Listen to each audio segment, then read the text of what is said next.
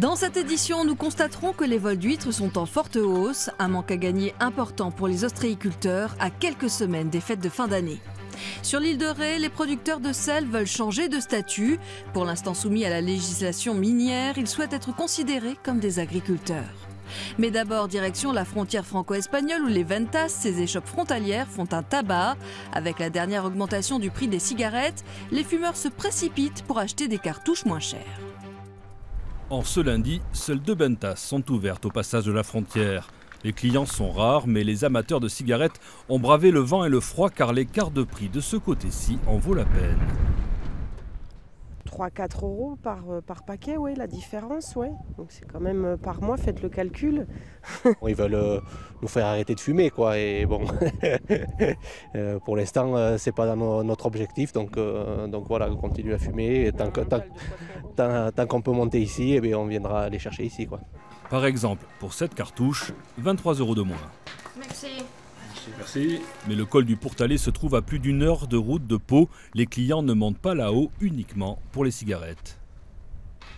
Avec le tabac, ils achètent autre chose, de la charcuterie, aussi des produits d'hygiène, du savon, ils prennent un café ou se baladent en montagne. Après de multiples augmentations, l'arrivée du paquet neutre, les buralistes ont répercuté la hausse de 30 centimes. Ils comprennent ceux de leurs clients qui choisissent de passer la frontière.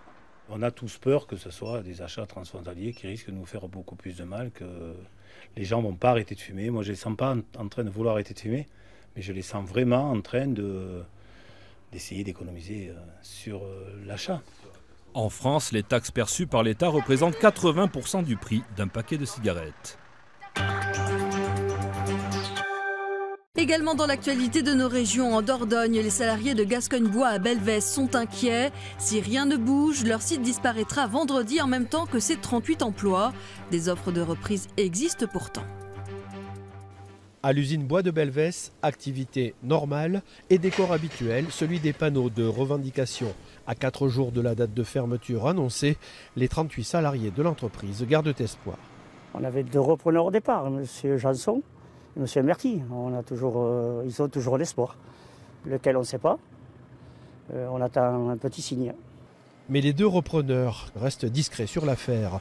Pour l'heure, des propositions de reclassement ont été faites aux salariés par la direction du groupe Gascogne. Les emplois transférés dans les Landes ont peu de succès.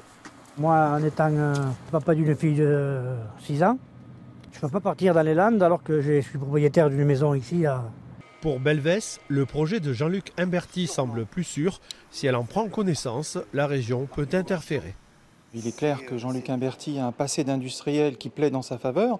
Maintenant, aujourd'hui, on n'a aucun élément concret pour valider la pertinence et la pérennité de ce projet. Il ne nous a pas sollicité, mais cela dit, dès que ce sera fait, on verra ce qu'il est possible de faire. Dans le village, cette fermeture est évidemment très mal vécue. Ça nous permettait à nous de pouvoir avoir du monde l'hiver. Gascogne nous permettait de faire aussi des plateaux repas pour les ouvriers par rapport aux formations. Aujourd'hui, malheureusement, on voit que on va avoir du monde en moins et ça va être dur. Si aucun des projets de reprise n'est retenu, l'usine fermera ses portes vendredi.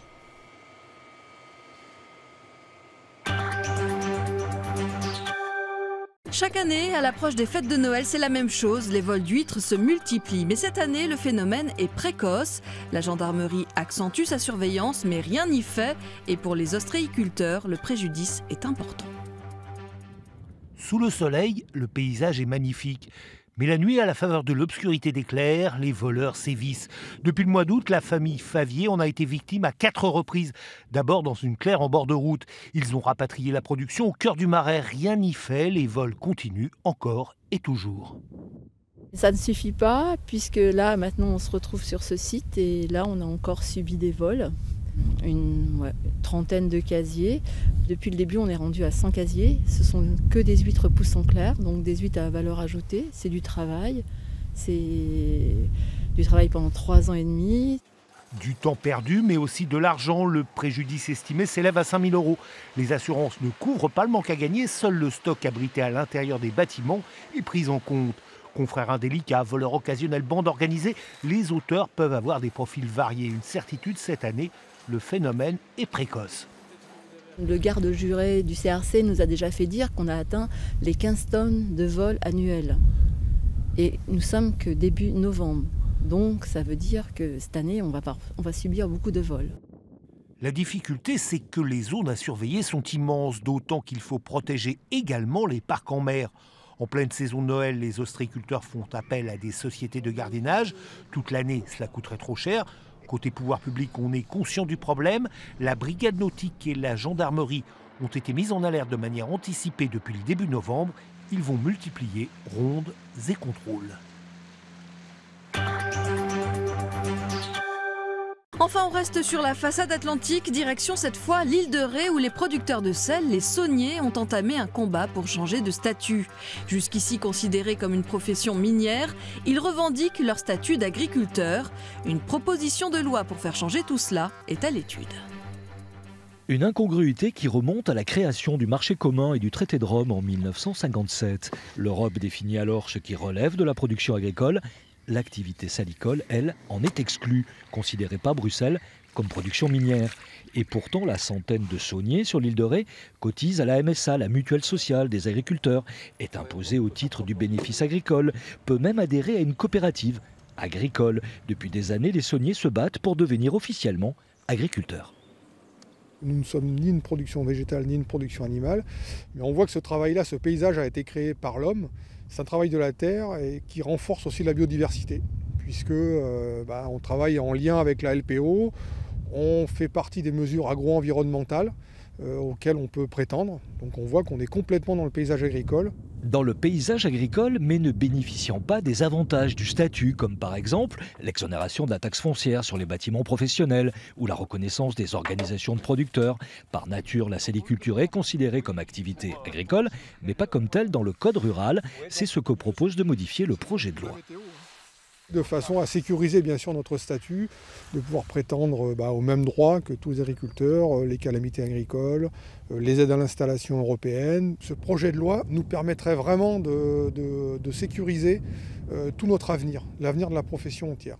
Et aussi l'avenir du patrimoine salicole sur l'île de Ré, un enjeu économique et une pépite environnementale façonnée depuis des siècles par les sauniers, les paysans des Marais Salants.